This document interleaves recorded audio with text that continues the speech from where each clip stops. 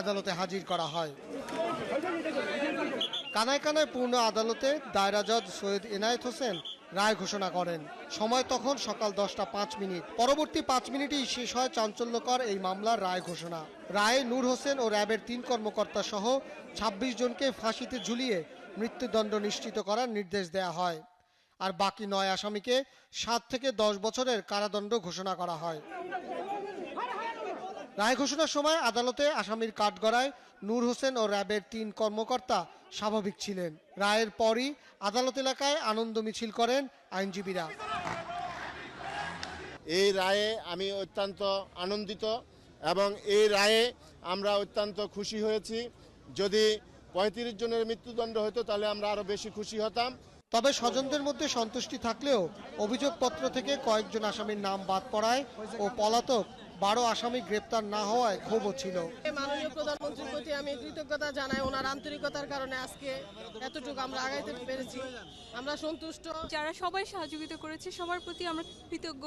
দ্রুত কার্যকর হোক, এটাই আমাদের আশা। এখন যারা চার্জশিটের ভিতরে আছে সেই নামগুলো দলুন। আইন শৃঙ্খলার ভিতরে এখনো উৎপেতে আছেন এই দুষ্ট চক্রের মতন যারা আইনকে অমান্য করে আইনের লোক হয়ে এই ধরনের জঘন্য ঘটনা করছে। আমি আশা করব এই ঘটনায় যারা এখনো সংশোধন হন নাই তারা ইনশাল্লাহ সংশোধন হয়ে যাবে। তারেক সাঈদের আইনজীবী জানিয়েছেন তারা উচ্চ আদালতে আপিল করবেন। তিনি যদি উচ্চ আদালতে আপিল দায়ের করেন, আমার বিশ্বাস উচ্চ আদালত থেকে সে ন্যায় বিচার প্রাপ্ত হবে, সে এই রায়ের বিরুদ্ধে প্রতিকার প্রার্থী হবে, প্রতিকার পাবে। এই মামলায় 35 আসামির মধ্যে 25 জনই র্যাবের সদস্য, যাদের মধ্যে 16 জনই মৃত্যুদণ্ডে দণ্ডিত হয়েছেন। আর পলাতক 12 আসামির মধ্যে মৃত্যুদণ্ড পাওয়া 3 আসামিও রয়েছে। পারভেজ রেজা, 71, নারায়ণগঞ্জ। 7 খুনের পর নারায়ণগঞ্জে যে ভীতি সৃষ্টি হয়েছিল এই রায়ের মধ্যে দিয়ে তার অবসান হলো বলে মন্তব্য করেছেন আইনমন্ত্রী অ্যাডভোকেট আনিসুল হক। আর স্বরাষ্ট্রমন্ত্রী আসাদুজ্জামান খান কামাল বলেছেন অপকর্ম করলে কেউই যে রেহাই পাবে না এই রায়ে সেটাই প্রমাণ হয়েছে। এদিকে উচ্চ আদালতে এই মামলা দ্রুত নিষ্পত্তির ব্যবস্থা করা হবে বলে জানিয়েছেন অ্যাটর্নি জেনারেল। আরও জানাচ্ছেন ওহিদুল ইসলাম। সারা দেশের মানুষের মতো নারায়ণগঞ্জের 7 খুন মামলার রায়ের উপর নজর ছিল সরকারের মন্ত্রীদেরও। দেশের ইতিহাসে অন্যতম চাঞ্চল্যকর এই মামলার রায়ে সন্তুষ্টি প্রকাশ করে আইনমন্ত্রী বলেছেন এর মধ্য দিয়ে সুষ্ঠু বিচার নিশ্চিত করার অঙ্গীকার পূরণ করেছে রাষ্ট্র। জনগণ এই রায়ে সন্তুষ্ট হবে এবং এই ঘৃণ্য অপরাধে যে একটা ভীতির সৃষ্টি হয়েছিল সেই ভীতি দূর হবে।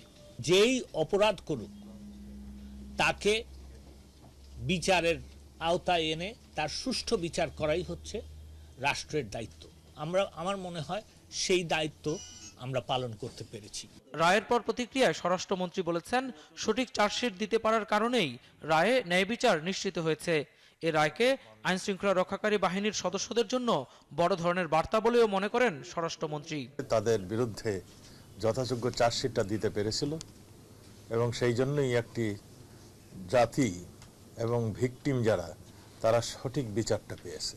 এটা মেসেজ যে কেউ বাদ যাবে না। যদি কেউ যারাই দুষ্কর্ম করবে, যারা আইন শৃঙ্খলা বাহিনী হোক কিংবা যেই হোক, কেউ আইনের ঊর্ধ্বে নয়। এ রায়ের মাধ্যমে ন্যায় বিচার প্রতিষ্ঠিত হয়েছে বলে মন্তব্য করেছেন অ্যাটর্নি জেনারেলও।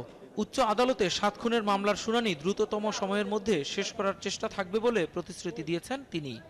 এখানে যখন ডেথ রেফারেন্স হিসেবে আসবে তখন নিশ্চয়ই আমরা আসামিরা যাতে তাদের উপযুক্ত বিচার পায় তারা, এবং যারা নাকি মারা গেছে ফরিয়াদি তাদের পরিবারগুলো যাতে উপযুক্ত বিচার পায়, আমরা সেই ব্যবস্থায় সেইভাবেই প্রচেষ্টা চালাবো।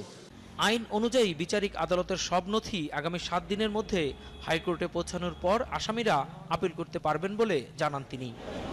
ওহিদুল ইসলাম, 71, ঢাকা।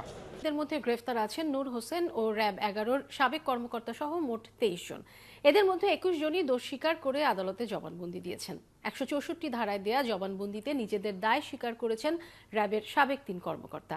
তাদের জবানবন্দিতেই উঠে আসে 7 খুনের চাঞ্চল্যকর নানা তথ্য। আরও জানাচ্ছেন জেমসন মাহবুব। নারায়ণগঞ্জের আলোচিত 7 খুনের মামলার তদন্ত পর্যায়ে স্বীকারোক্তিমূলক জবানবন্দি দেন র্যাবের সাবেক 3 কর্মকর্তা। র্যাব 11 সাবেক কমান্ডিং অফিসার তারেক সাঈদ 164 ধারায় স্বীকারোক্তিমূলক জবানবন্দি দিলেও 7 খুনের ঘটনায় তার প্রত্যক্ষ সংশ্লিষ্টতার তথ্য এড়িয়ে যান। জবানবন্দিতে তিনি বলেন, সন্ত্রাসী তালিকায় নাম থাকায় কাউন্সিলর নজরুলকে র্যাব সদর দপ্তর থেকে গ্রেফতারের নির্দেশ দেওয়া হয়। পরে মধ্যরাতে মেজর আরিফ তাকে জানান নজরুল সহ 7 জনকে হত্যা করা হয়েছে। বিষয়টি অফিস দেখবে বলে মিশনে থাকা র্যাব 11 সদস্যদের আশ্বস্ত করেন। মেজর আরিফের জবানবন্দিতে জানা যায়, শুরু থেকেই লাশ গুম করা পর্যন্ত পুরো ঘটনায় জানত তারেক সাঈদ। জবানবন্দিতে মেজর আরিফ বলেন, নজরুলকে গ্রেপ্তারের বিষয়টি তারেক সাঈদকে জানানোর পর তিনি বলেন, কোনো প্রত্যক্ষদর্শী রাখা যাবে না। তার নির্দেশেই 7 জনকে নিয়ে নরসিংদী রওনা দেন মেজর আরিফ। পরে চেতনানাশক ইঞ্জেকশন ও সিরিঞ্জ কিনেন। 7 জনের শরীরে ইঞ্জেকশন পুশ করেন র্যাব 11 নায়েক বেলাল ও হীরা সহ মোট 8 জন। পরে মুখে পলিথিন পেঁচিয়ে শ্বাসরোধ করে তাদের হত্যা করা হয়। রাত 12:30টার পর নিহত 7 জনকে ট্রলারে তোলা হয়। এ সময় মেজর আরিফ তারেক সাঈদকে ফোনে জানান তিনি 7 জনের লাশ গুম করতে প্রস্তুত। জবাবে তারেক সাঈদ বলেন, ওকে। সেখান থেকে লাশগুলোর শরীরে ইটের বস্তা বেঁধে মেঘনার মোহনায় ফেলে দেওয়া হয়। নূর হোসেনের পরিকল্পনায় র্যাব সদস্যরা এই 7 জনকে অপহরণ করে নিয়ে যায়। অপহরণের পরে তাদেরকে হত্যা করে, হত্যার পরে লাশ তারা গুম করেন।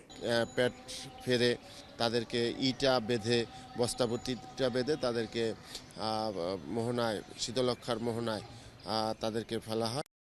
এছাড়াও মামলায় স্বীকারোক্তিমূলক জবানবন্দি দেন র্যাবের আরেক কর্মকর্তা মাসুদ রানা।